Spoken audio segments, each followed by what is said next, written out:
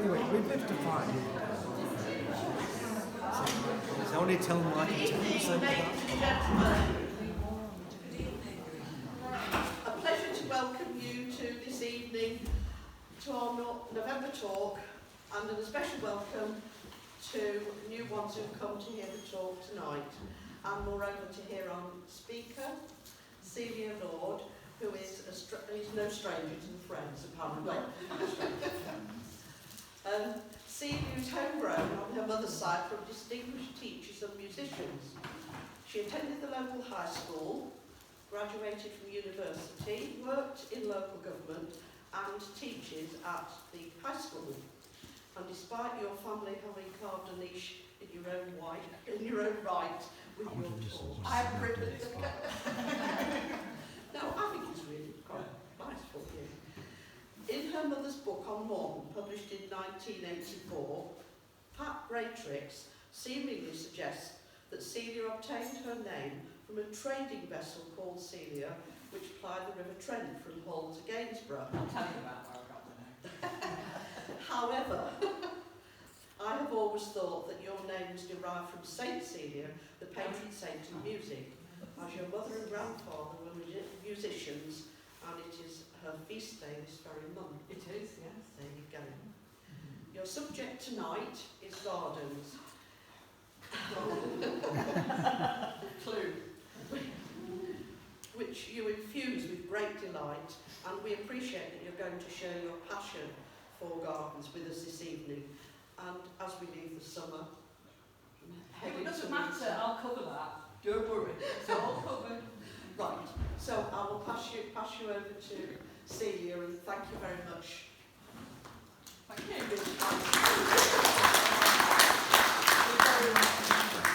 Okay, well, good evening, ladies and gentlemen. We'll clear up one mystery. My dad had a girlfriend called Celia before he was married, and he liked the name, and he said to my mum when I was born, I rather like the name Celia, can we call her Celia? And my mum went, yes, if I can have Mary for a second name.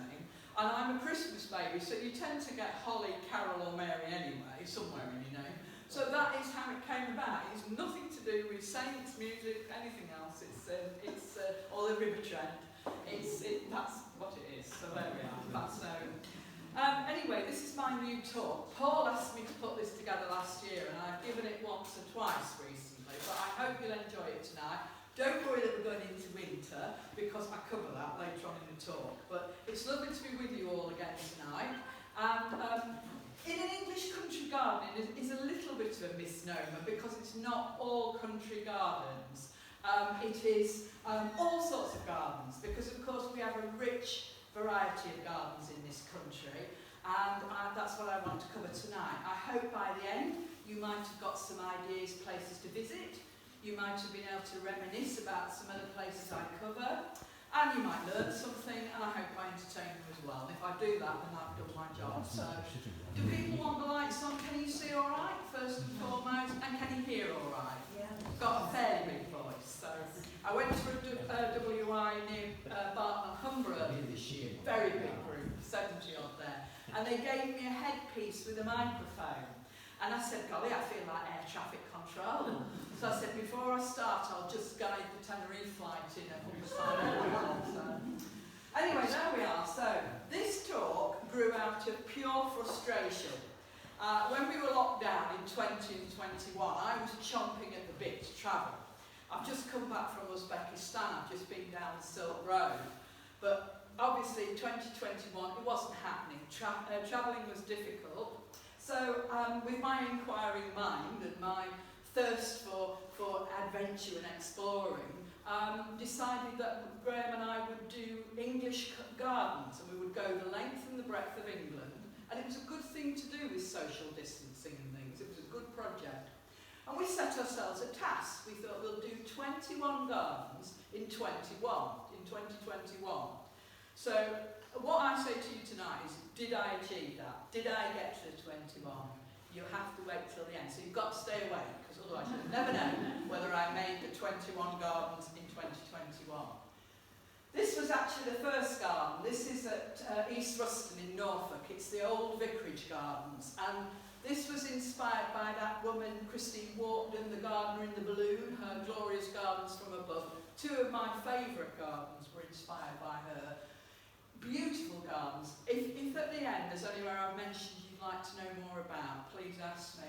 But this is Old Vicarage Gardens at East Ruston in Norfolk, and that is the magnificent Brugmansia in the tea garden. And I do like a good tea garden or a tea room, and it's a good tea garden there, so, you know. And it was the first garden. We went twice. That picture was taken on the second time. But we didn't count, we only counted it once. Every garden counted for once. But this is in the Old Vicarage Gardens, and when Christine walked and went on that programme, some of you might have seen it, where the balloon landed and she visited the gardens. She always left a souvenir, and she left that sculpture there. So I'm hanging on there. So it's a lovely place to visit. It's in South Norfolk. It was just open fields, and these two guys, Graham and Alan, have bought the Old Vicarage and created these wonderful garden rooms, and I can't recommend it enough. So, cottage gardens. This is what we think of when we think of English country gardens, isn't it? Cottage garden. This is what sells Midsummer Murders and things to the Americans, because they like a nice murder in a cottage garden. And that's what we think of, isn't it? That's Thomas Hardy's cottage in Dorset, the author Thomas Hardy. Typical English country garden with lavenders, roses, you know, the lupins, delphiniums. That's what we think of when we think of country gardens. And all that. Doesn't have to be a cottage garden, doesn't have to be a cottage garden, because it's a style of gardening. This is Ightham Moat in Kent, a medieval manor house, and that is archetypal cottage garden planting. You've got roses, you've got lavender, and you know, that's so English, isn't it? Really, we could be dropped down from space and we would know we were in England if we saw this planting in these gardens. And all the rage in Victorian times, cottage gardens, still very popular, probably not as much now in the 21st century. But if you hadn't got a cottage garden, the next best thing was to have an image of it. And Helen Allingham is one of the illustrators who made a living out of painting cottage gardens. And there you've got the roses round the door, you've got the hollyhocks, you've got some roses here, you've got delphiniums, all the cottage garden favourites. So these would hang in most Victorian homes because they were the next best thing if you hadn't got a cottage garden. And cottage, well that's hardly a cottage, isn't it? But that is a cottage garden. So King Charles's home at Highgrove, which you can visit, it's now open, you know, you can visit it. One of the best tea rooms I have ever been in. There's a bit of a theme to this talk. Very posh ladies serving beautiful tea on very posh bone china. It was delightful. And these are King Charles's favourites, blue delphiniums. Those are his favourite. This is a variety, it won't surprise you to know, called Mighty Atom, because they are huge, aren't they? And delphiniums are obviously a cottage garden staple. And the name comes from Delphis, the Greek for dolphin, because the Greeks thought that when the flowers were in bud, they looked like the nose of a dolphin. So the name delphinium comes from the Greek for dolphin, Delphis. And the Tudors called them larkspur as well, because they thought they were like the spur or claw of the lark. So I just touch on a little bit of you know, the language of flowers tonight. But yes, this is Highgrove with its cottage garden. And they're a great present to give delphiniums if you want to give someone a nice gift, because they mean friendship, they mean joy. They're a very happy flower. That's what they mean in the language of flowers. And they do make a good cut flower. So a nice present to give. So we're going to have a little look through the history of gardening to start with. So this is about as technical as it gets. So we start with Roman and medieval. So it was the Romans who brought pleasure gardening to England. They were the first pleasure gardeners. There had been people gardening to live, to eat, before that. But the Romans brought this style of garden from Italy, and you can see it's courtyard gardening.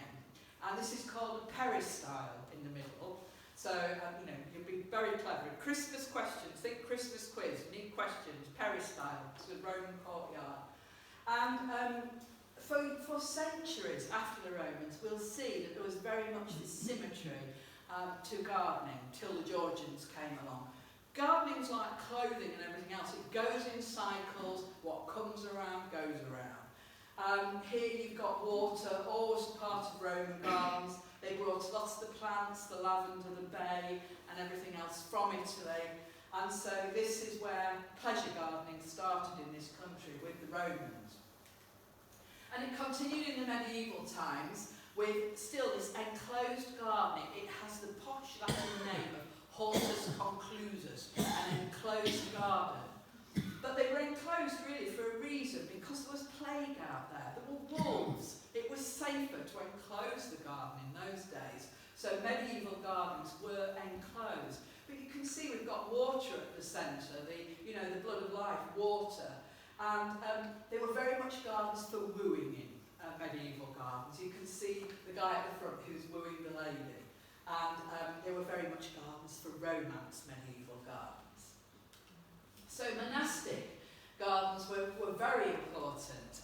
Monasteries were often the centre of the community. And here we've got sort of an aerial view, obviously taken by a drone in monastic times, you know.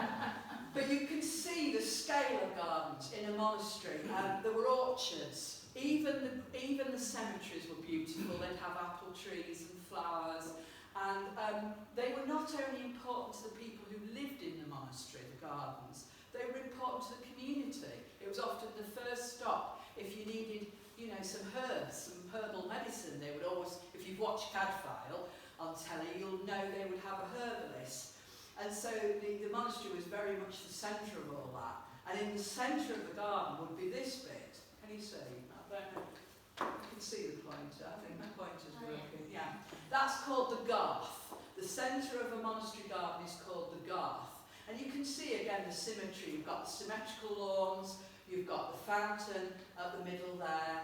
And so this is a typical monastery garden. And another view of another monastery garden, just a bit closer, you can see they would usually have a cloister. Because of course, being in England, if you wanted to take the air and walk, or sit and meditate, or read, it might be raining like it is there, so you would take advantage and sit in the cloisters. But as you can see again, very symmetrical, water at the centre, really goes straight back to Roman, to medieval. And then the Tudors, they picked this theme up as well, of the gardens. You've got here Hatfield House in Hertfordshire on the left is a fine Elizabethan manor where Elizabeth I spent much of her childhood. And again, she would have been very used to this layout, this symmetry with the water at the centre.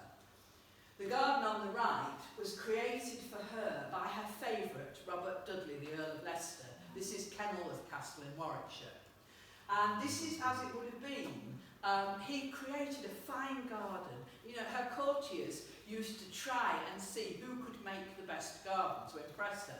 So when she was on her stately progresses, they would try and outdo one another. And Robert Dudley, being the favourite, made a very grand garden. And the thing with Tudor gardens as well is you look down on them. Can you see? You're looking down on that. They're meant to be viewed from above. And for centuries, it was derelict. And now, for the first time in many years, you can see the garden as Elizabeth I would have seen it, because English Heritage have recreated it as it was at Kenilworth Castle.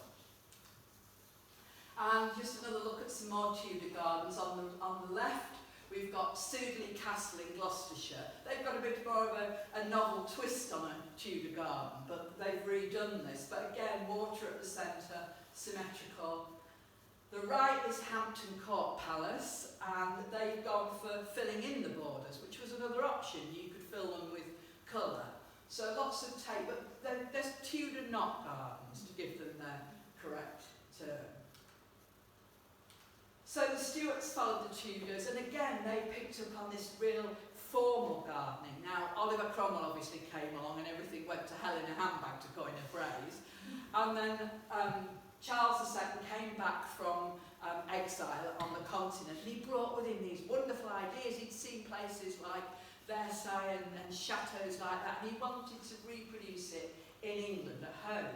So he started at Hampton Court Palace these wonderful, what we call parterre gardens, and then under his successors, William and Mary, who governed together, they continued to make these wonderful gardens, and this is another garden that's been recreated. An awful lot of the gardens in this talk, I found out, have fallen to rack and ruin, and we're now gradually restoring them, which is a wonderful thing, so we can see them as they would have been. And so this is the Privy Garden at Hampton Court, and it has been put back together recently, as it would have been seen in 1702 in the time of William III. So. And then the Georgians came along, so they just blew it all away. No symmetry for the Georgians, they liked big landscapes. And it was the age of the Grand Tour, when all those young men were jollying off to the continent to go and take in art and architecture. And they would have seen paintings like this by Claude Lorraine. And you can see there, we've got a Pantheon. Classical paintings, classical architecture. And you don't bring the postcard back when you're rich, you bring the ideas, and you have your gardeners recreate it. So this is Stourhead in Wiltshire. If you haven't been, it is well worth a visit. It's not too far from Bath. Absolutely stunning. Very rich man in Georgian times. Henry Hall owned this. He'd made his wealth through banking. Of course, he could afford to have what he wanted. He'd seen that Parthenon, he'd been off on the Grand Tour, so he builds a Parthenon in his backyard at Stourhead, as you do. And you can walk around the lake if you visit and see these wonderful follies. They're all the way around the lake. Best time to go is when the azaleas and rhododendrons are out, so sort of late April, early May, because it's glorious. It's a beautiful landscape. Not a brilliant tea room, have to say. That's a bit of a minus, but otherwise it's very good. But you can see there are follies right round the grounds, places to sit. And that was the thing about the Georgians. They liked to impress their friends, so they would have their friends over, then walk them through the estate, and lots of nice places to sit and take the views. And they were big into grottos. They liked the whole mythology thing around grottos, the Georgians. So there you've got the entrance to hell, you know, the underworld. You've got the god of the underworld. But Henry Hall was a little bit eccentric, which probably doesn't surprise you. And on a hot day, he would go and sit in the grotto, in the cold water, and look out over the estate at Stourhead, through that view. And I took both those pictures. I didn't sit in the cold water, you'll be pleased to know, but I did appreciate that wonderful view that he created. Now, one of the big names of Georgian gardening was William Kent. You might not have heard of him. He's been eclipsed by Capability Brown, who we'll talk about in a minute. But William Kent was a really gifted garden designer. And he'd been to Italy, got all these ideas, and came back to England in the sort of early 1700s and reproduced them here. And this is his masterpiece, this garden. This is Rousham, near Oxford. And it's Monty Don's favourite garden, so that's why we went. Because, you know, I'm a devotee of... In fact, I had this dress on when I met Monty Don at Chelsea Flower Show, so... Oh, amazing. So, you can see why Monty would like it. He does like tranquility and calm. It's a very, very calm garden. Doesn't get lots and lots of visitors, but if you're ever near Oxford, it's worth a visit. Rousham. And again, he takes you on a journey through the garden. Lovely places to sit.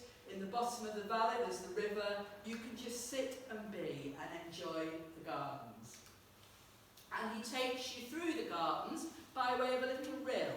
It just moves very gently through the undergrowth and the trees, and you follow it, or if you like me, you straddle it and be silly. But you walk through, and it takes you through the gardens. And that's what Georgian gardens are about. They're a journey. You move through, and you enjoy the views, and you're very impressed, of course, by what you're seeing. And William Kent is actually responsible for Stowe, which I'm sure you've heard of, the great Stowe landscape gardens in Buckinghamshire. This was a glorious August day last summer we went. And he built these beautiful landscapes there. This is the Elysian Fields at Stowe, with yet another temple. And when you turn around, that's behind you. And again, it's about impressing your friends. You've got these, friends come to Stowe, and you see this, the Temple of British Worthies. So in each niche, there's a famous person. There's Elizabeth I, there's Shakespeare, there's Pepys, the diarist. And again, so you would entertain your friends. Look who we've got here. Can you guess who this is? And again, this is very Georgia, but unique. There's nothing like this anywhere else in the world. And as I mentioned earlier, the big, big hitter of Georgian gardens is, of course, Capability Brown, Lancelot Capability Brown, who followed on, really, from William Kent. And again, he just created these massive landscapes, nothing symmetrical. It was just about creating these vistas. This is Blenheim Palace, the childhood home of Winston Churchill in Oxfordshire. Created big lakes, big views, bridges. You've got to get across the lake, let's put a big bridge in. If there was a village in the way, knock it down. Didn't care. Just made these amazing gardens. Called Capability because when he went to see prospective clients, he would say, your garden is full of capabilities. So that's how he got the nickname Lancelot Capability Brown. And as I say, he designed these wonderful bridges. This is the Palladium Bridge at Stowe. And again, it takes you on the journey. I'm not sure why this is pointing better, Nigel. It doesn't seem to be pointing all through, it's flashing on the map a bit. So you go across the bridge and up to the folly. You're going on this journey through this wonderful Georgian landscape. And Capability Brown is credited with bringing the ha-ha to England. So this is Berrington Hall in Oxfordshire. It's the last great hall of Capability Brown's body of work. And you've got this marvellous view from your house. You don't want it interrupted with a hedge or a wall. You want to just see across your landscape. You're the Lord and Master of all you survey. And so you have the ha-ha, which of course is a ditch with a wall to stop the livestock being on your front doorstep, which you definitely don't want. But of course the advantage is you get a marvellous view. And allegedly got the name ha-ha because people would come along and go, ha-ha, when they saw it. So it became known as the ha-ha. Now the Victorians were great gardeners, and they loved bedding plants. And in about 1850, the hated window tax, glass tax, was repealed. So they went in a big way for glass houses, orangeries, conservatories. They could grow things they'd never been able to grow in this country. So it sparked this whole era of bedding plants because they could grow tender plants for the first time. Of course, it was a big status symbol. You'd have to have a big team of gardeners to do all this. Broadsworth Hall near Barnsley, between Doncaster and Barnsley, very fine example. I took that last year. Very fine example of a Victorian garden. It was a status symbol. We can grow all this bedding. We've got enough gardeners to weed it all, plant it all. And they did it twice a year. They'd do it spring and summer, which was an even bigger plus in their social standing. Another place that is very big on bedding, Victorian, is Waddesdon Manor in Buckinghamshire. And I'll say a little bit more about that later. But they have very fine bedding. Bedding is a little bit out of fashion at the moment. We still see it, but it's not as big as it was in Victorian times. Couple of modern examples. That's Wells Cathedral in Somerset on the left. They've got bedding there in the form of a stained glass window, which mirrors one in the cathedral. And then on the right, we've got bedding, of course, in front of Buckingham Palace, spring bedding with tulips. So we still see it. It's still used more often than not in parks, gardens. I can remember my grandparents in the 50s, well, not in the 50s, I wasn't here in the 50s, but in the 60s and 70s, people had white Alison and lobelia down their borders. We did it, didn't we? We all trimmed our borders with bedding plants. And, but it's a little bit out of vogue at the moment. The Victorians were nuts about Japan as well. In 18 1850s, Japan opened up after 2 centuries of isolation from the rest of the world. And Victorians couldn't get enough of Japan. The ladies wore kimonos, they served tea on imari porcelain, and if you were wealthy, you had to have a Japanese garden. And this is a very fine example at Tatton Park in Cheshire. A very wealthy man sent his gardeners off to Japan to learn how to make a Japanese garden, and they came back and they built Shinto temples, bridges, stone lanterns. I did a Japanese garden at our last house. We had quite a big garden, and I had a little red bridge over a dried riverbed, and it was, yes, I very much like doing it. It's a nice style of gardening. This is Compton Acres near Bournemouth, near Poole, between Poole and Bournemouth. Later, it's 1920s, but it's a very fine Japanese garden. We used to have holidays in Bournemouth every year as a child, and my mother would drag us off to Compton Acres year after year. And there was a little sign near those stepping stones that said, 80 people have now fallen in. And I suppose they painted over it would be there being 81 people. And my mum used to say, don't you be the next one, Dad will put you on there, because I used to run across those stepping stones. But this was actually built on the proceeds of margarine. Compton Acres Gardens, he was a margarine magnate. And so that, so you have to say, can you tell the difference between stalk and butter? Because it's a Japanese garden. And this is slightly going off piece, but this is also Compton Acres. This is their Italian garden. They are beautiful gardens. If you're near Poole or Bournemouth, well worth a visit. So, Victorian, you've probably heard of the arts and crafts movement. It was a reaction really to all that was going on with the Industrial Revolution, and people wanted to get back to nature. So you people like William Morris and Pugin, and in the gardening world, Gertrude Jekyll, who I'm sure you've heard of. And she was an amazing woman. She could do so many things, but she was an embroiderer, she was a painter, but sadly she started losing her sight at quite a young age. So her doctor suggested that she painted with flowers. And he said, why don't you become a gardener? And so that's what she did. She became a gardener, and she started to paint with flowers. And her gardens are typified by these swathes of colour, and very bright colours generally, because she could see them, because she was losing her sight. And there she is. She was rather a dumpy little lady. And she formed an amazing partnership with a young architect called Edwin Lutyens. And he affectionately called her Aunt Bumps. He thought the world of her, and he used to call her Aunt Bumps. And together they created about 400 gardens across England, America, Europe. They were the dream team of, the arts and crafts movement.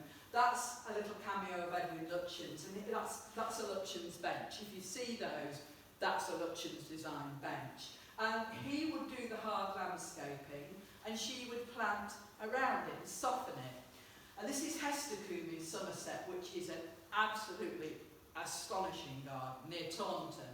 And this was one of the 21 in 21. And you can see he's put the steps in up to the orangery, Lutyens, and she's planted these elegant little daisies between the steps. Everything is carefully considered and thought about. And that is Hestercombe. This is called the Grand Platter Hestercombe. And again, bright colours because she could see them. But it's not strictly true. It fell into a terrible state of disrepair, and by the 1970s it was just a wilderness. And it was owned by Somerset County Council, and they decided they would like to put it back together again. So they had a bit of luck. They were knocking around the potting sheds, and they found Gertrude Jekyll's original planting plans stuffed in a drawer. So they've recreated it exactly as Jekyll and Lutyens designed it, so that we can enjoy it today, which is lovely, really. And again, this is at Hestercombe. This is some of Lutyens' hard landscaping, this beautiful rill, which just takes your eye off into the Quantock Hills of Somerset beyond. It's beautiful. Hestercombe, big recommendation. Great tea room as well. And a very good gift shop. Gosh, that's another plus as well. Always. But this is typical typical Gertrude Jekyll, you've got this lovely soft drifts of planting in these bright colours. And they've created a garden on Linda's farm, and I'll say more about this later because this means very special, this garden. Graham and I went on an awful day, but even so, it was a sort of end of October, but there was still all this colour. And Lutyens was working on the castle. He was making it into a holiday home for one of his clients. And he called on Jekyll. He said, I want a garden. So she turned the garden that had been the soldier's garden when it was a castle into a lovely cottage garden. And he even dropped the wall, you can see, so that in the castle they could see over and they could see the garden. But it was always at its best in the summer because it was a summer holiday home. And that's just, these are just a few pictures. Of course, it's protected, it's right next to the North Sea, but it's protected by the walls. So we're moving on through our history, getting towards the end of our history part. This, of course, is Sissinghurst. Some of you may remember it. We went on a trip a few years ago. We actually went together, didn't we? I've been back since then. That colourful character there is Vita Sackville-West. And she was English nobility. She was born at Knowle Castle in Kent. But because she was female, she couldn't inherit the castle. So she looked for her own castle, as you do. Stopped at nothing. And she found Sissinghurst.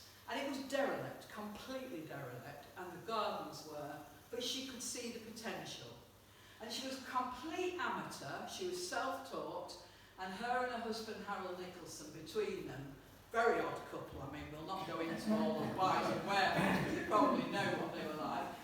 But they created the most stunning garden, just by trial and error. She did the gardening, he did the landscaping, and that's her tower. It's known as Vita's Tower, and whatever she learned, she wrote about it for magazines and books, and she became a great authority on gardening from about 1930 onwards.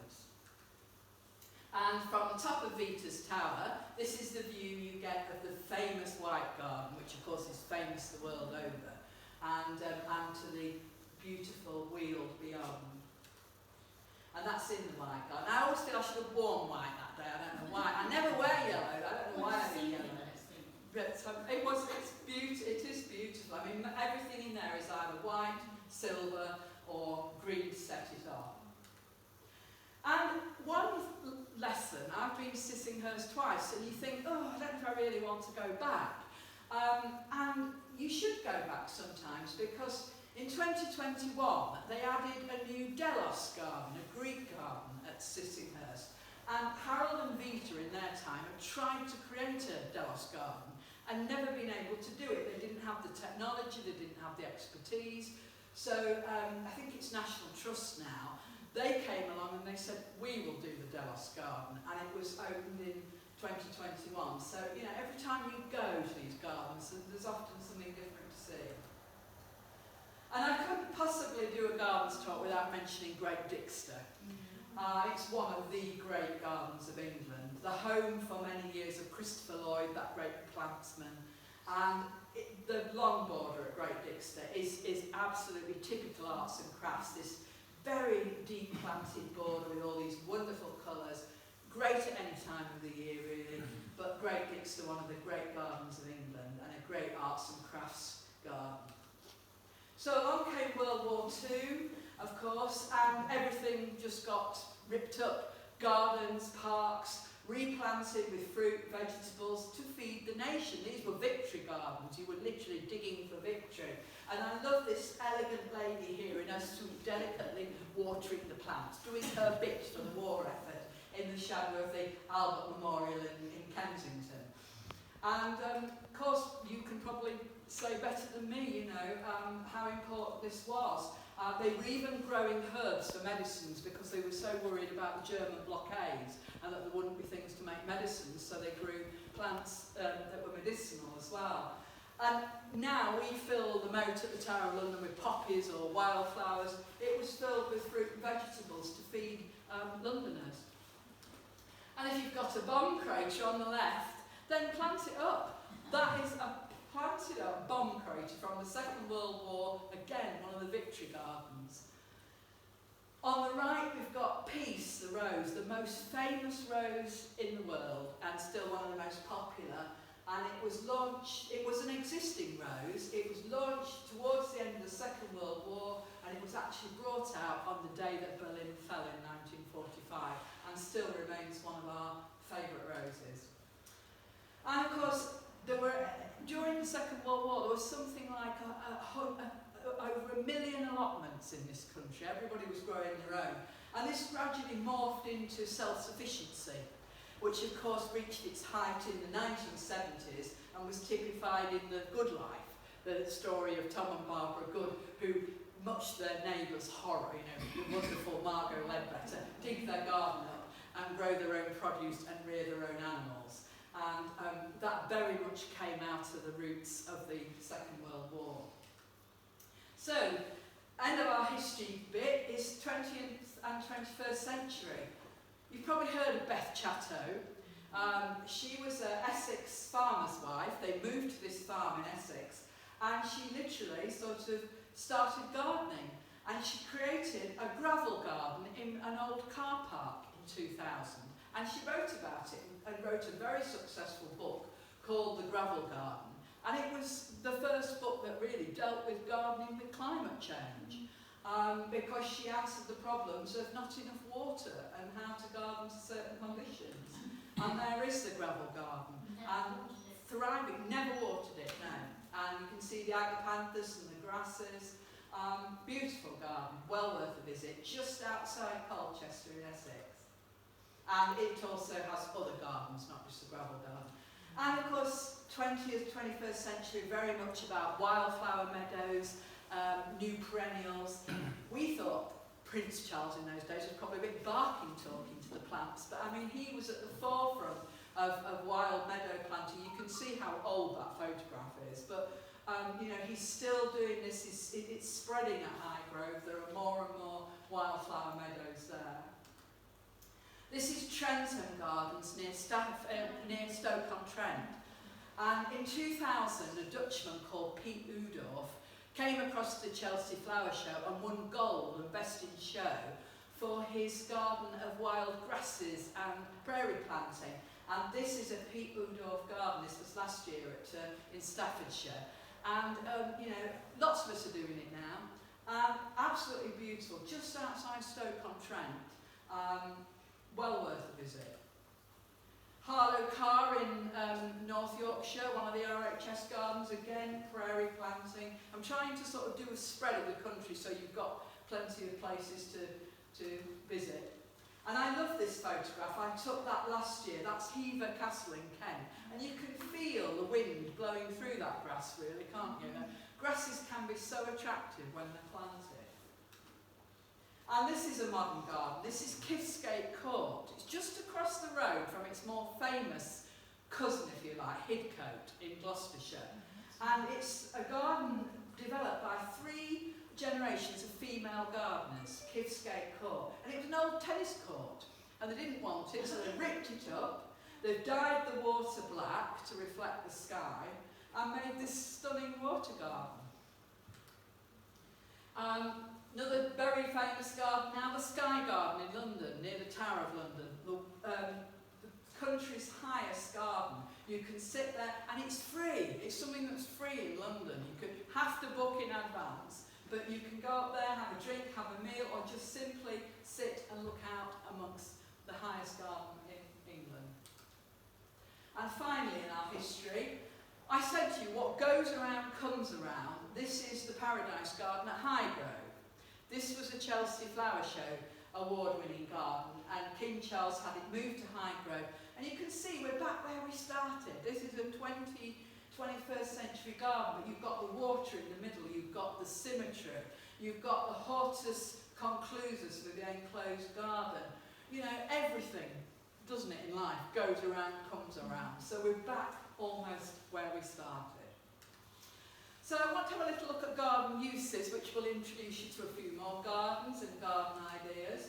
So gardens now are very much an extension to the home, aren't they? We all watch Love Your Garden, your garden made perfect, I would kill for that garden, seriously. I mean, gardens nowadays are an extension of our personalities, they're an extension of our living spaces. Why not have a swimming pool if you've got the money and the room? You know, you can entertain in your garden, light it up at night so you can use it all day and all night long. You can dine outside, sit outside. Gardens have become an incredibly important part of our everyday living, and particularly, I think, since COVID. They can be for therapy and well-being. This big recommendation here, this is Shropshire, near Market Drayton area of Shropshire, Staffordshire, the Dorothy Clive Garden. Colonel Clive's wife suffered with Parkinson's disease, so he made this staggeringly beautiful garden for her so she could go on walks to stimulate her senses and enjoy her walks. After she passed away, he bequeathed the garden. It's now in public, you can go. Beautiful azaleas, rhododendrons, a very fine laburnum arch, a big recommendation for that one. Gardens can be used to entertain and amuse. This is Biddulph Grange in Staffordshire. The most awful, big cranky old Victorian house, but behind it are these amazing gardens. You can be in Egypt one minute, you can be in China another, you can wander on a bit further and you're in an Italian garden, and again, if you're going to Biddulph Grange, go when the rhododendrons are out, they're stunning. There's an alpine garden, it's brilliant, you know. Again, it would have been to entertain your friends. It's a very fine Victorian garden. The Forbidden Corner in North Yorkshire. It's a great one for the children, this. You go along and you stand on something and the water shoots up and of course that's hysterical, isn't it? You know, when you get soaked wet through and you walk through a big giant's mouth. Mazes, lose the children in there for hours. What could be better? You know, this is Glendurgan in Cornwall, and mazes were there to amuse and entertain. And yeah, I got to centigrade in the blind, so there you go.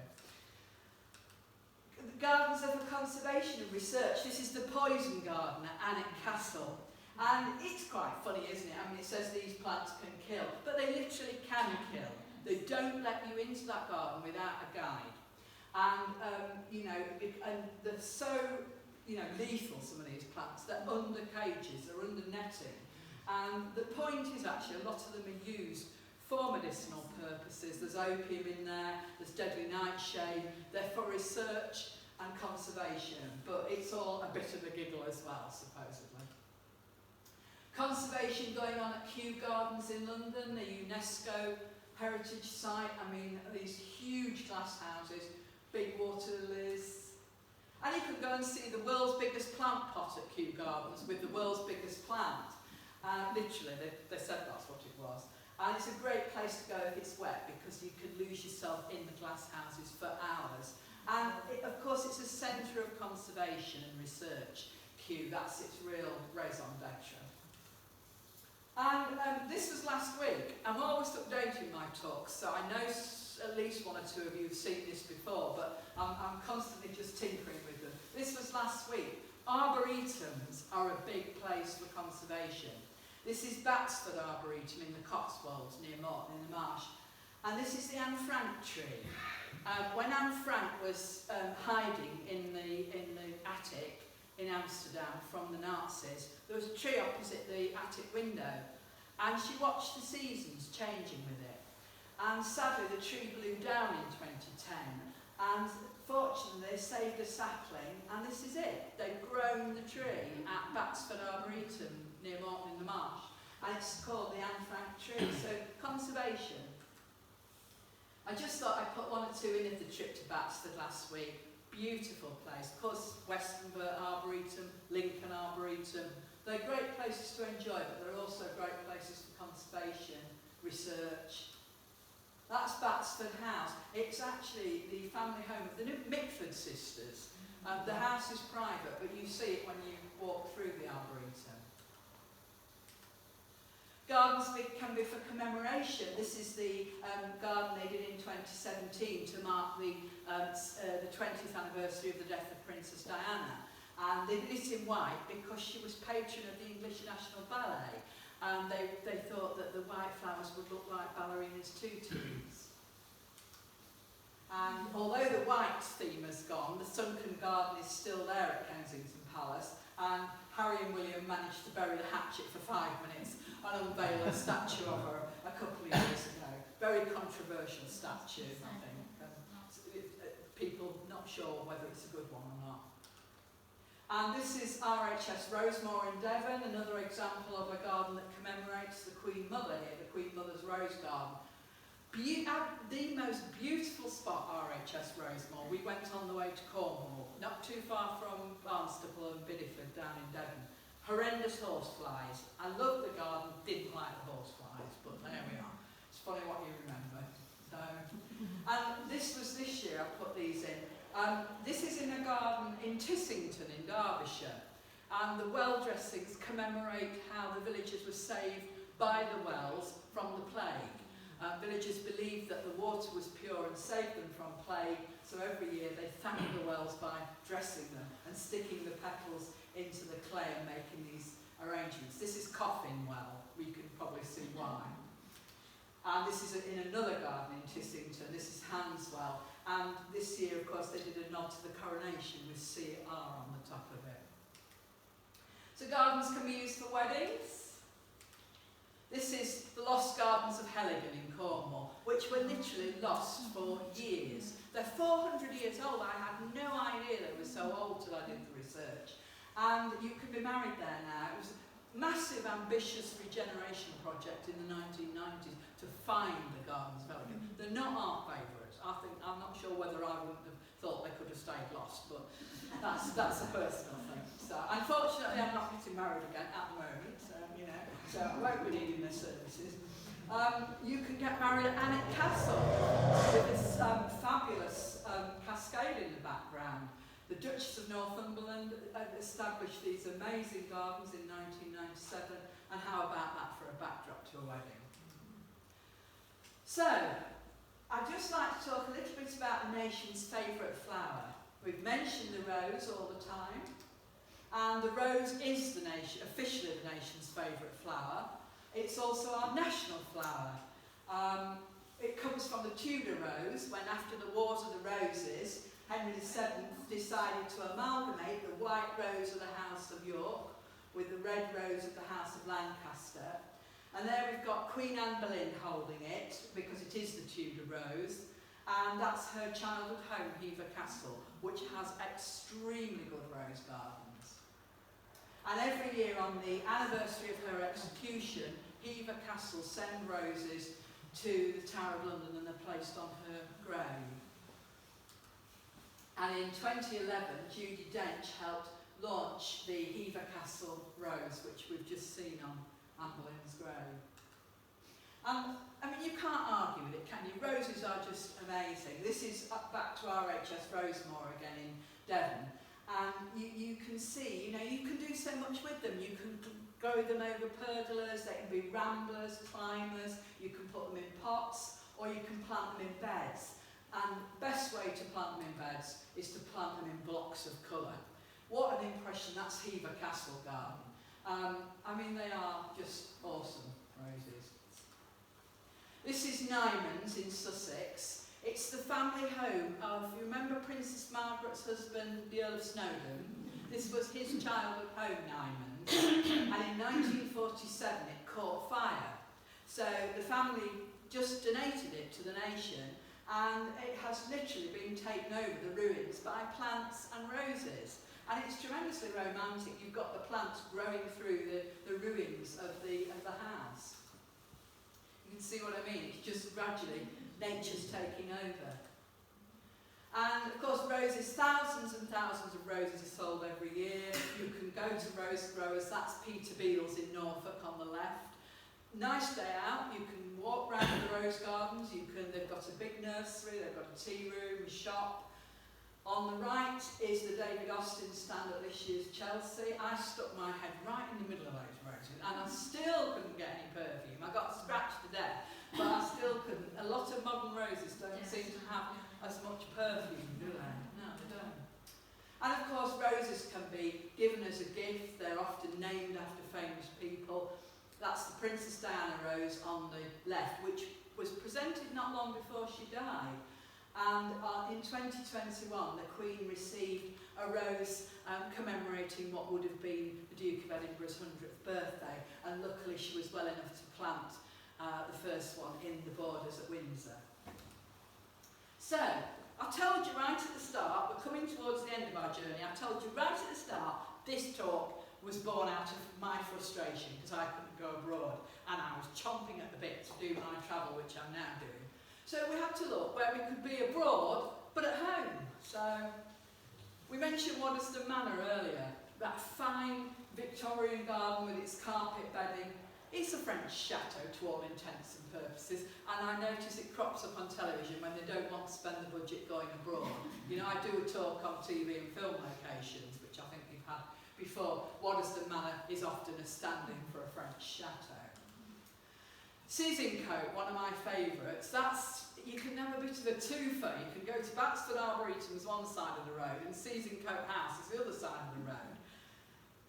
Brilliant, orangery for the tea, but it was locked down. I think that's why we got the paper plate and the paper. I'm hoping that, and the wooden spoon, because it didn't really impress. But they often use Seasoncote House in television for, if they want the last days of the Raj or something. So that's near Morton in the Marsh. And Great Dixter, which we looked at, that great arts and crafts garden. Christopher Lloyd wasn't afraid to try something new. He didn't like the rose garden, so he ripped it up and had a jungle put in its place. And so you can be in the middle of the Sussex countryside, but in the jungle. And then we actually escaped in 2021. I was thrilled. I was punching the air when the helicopter left Cornwall, because we went to the Scilly Isles to the Abbey Gardens on Tresco. And so excited was I, and you can see the blade of the helicopter there at the top of the photo. We're flying over Tresco there. It was like the Caribbean, the colour of the water. I mean, if we had been locked down, you remember what it was like, and it was just an amazing feeling to get back in the air. And we flew on to St Mary's, and then we went by speedboat to Tresco, which was a bit Hawaii 5-0, so it was a great day, this. And the reward was the Abbey Gardens in Tresco, which are built in the ruins of a Benedictine abbey. And of course you can get plants there that can't survive anywhere else in England. It's just amazing. They've got thousands of different sort of subtropical plants. As you can see, it's an amazing place. You actually fly out over it when you're flying into and out of Tresco, so it's rather nice because you see it from the air as well. But you don't even need to go into the gardens on Tresco. Agapanthus grows wild on Tresco. In fact, it's so wild they have to cull it.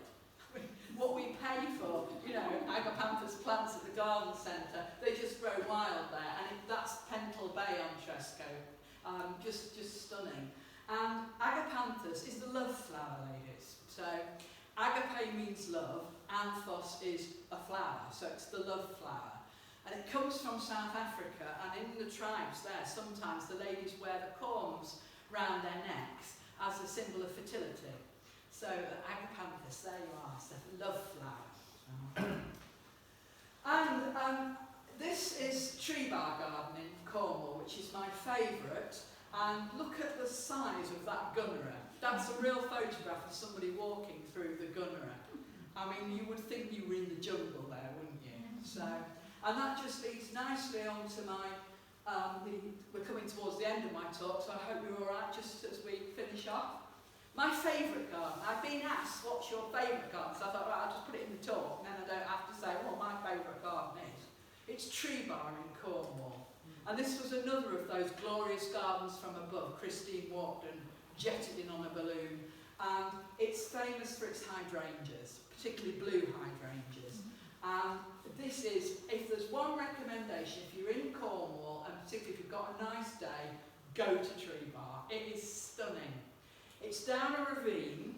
This is, you walk down the ravine, you can cross the little bridge over the stream, go past the big pond, and there are literally thousands of hydrangeas. And they were planted in the 1950s by the family who lived at Tree Bar at the time, because they were a bit short of money.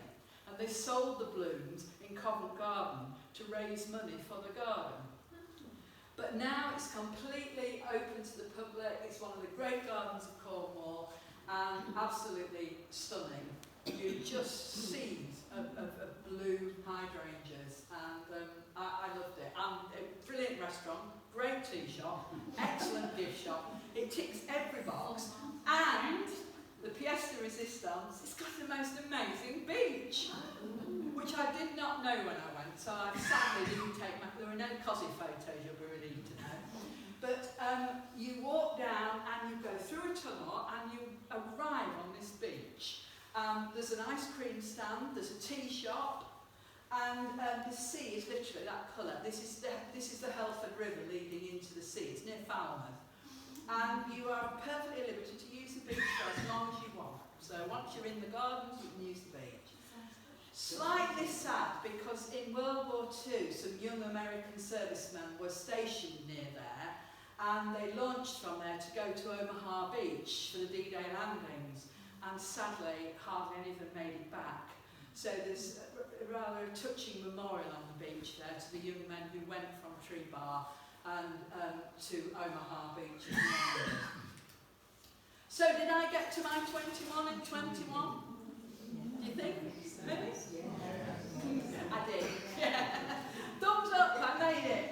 And we only just made it. I was due a foot operation about a week later, so I knew I was going to be out of action. So I said to Graham, my husband, I said, we've only done 19 gardens, can't have this. I said, don't like being beaten by anything.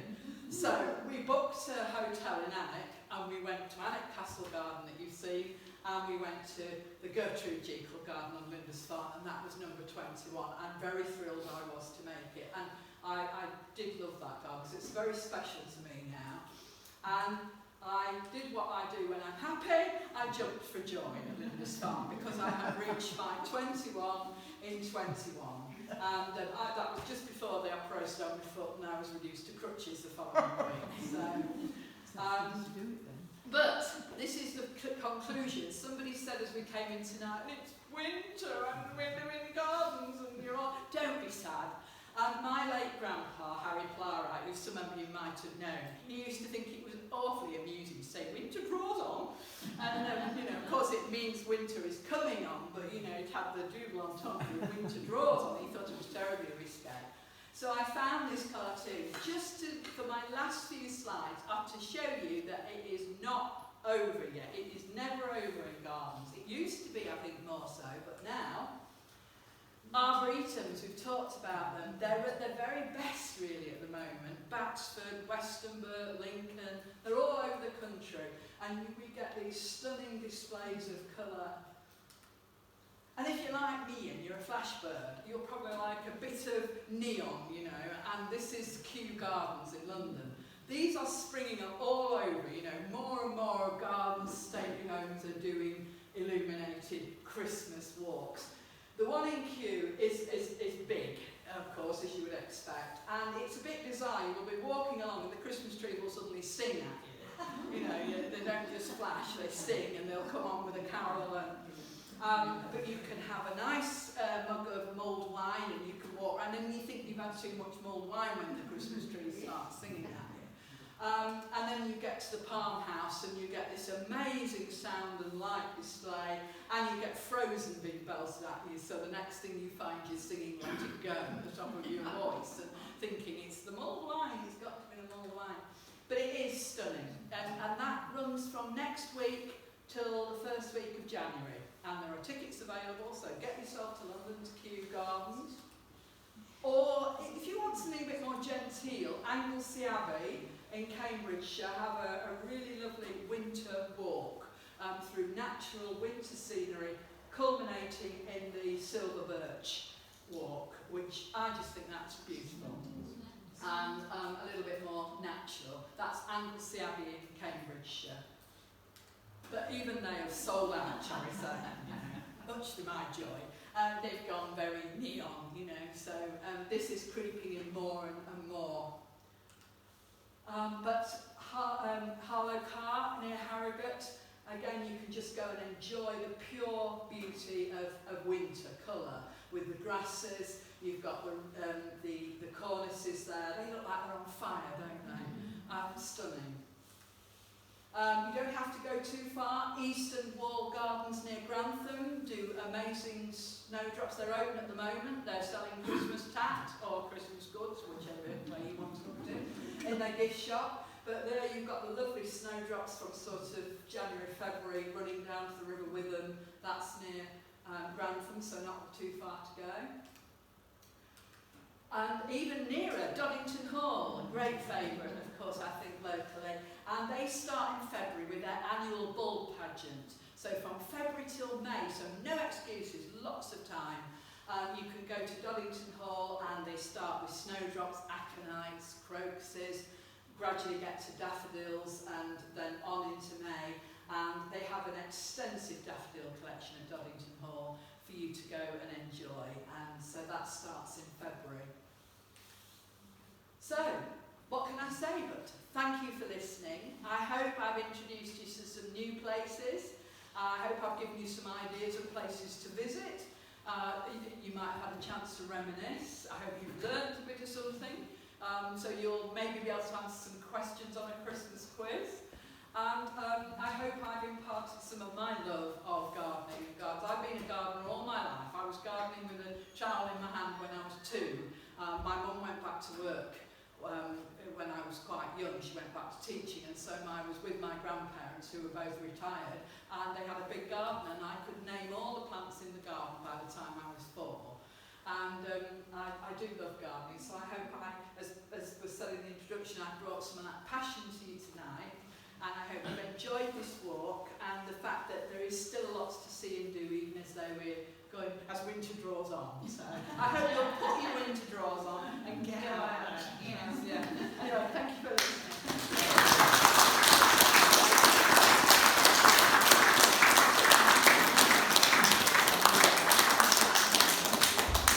Right, I don't know if there are any questions, but if anybody wants to check anything with me afterwards, I'll be around anyway. Thank you very much, Susan. I stood outside listening. I just didn't see any lovely pictures.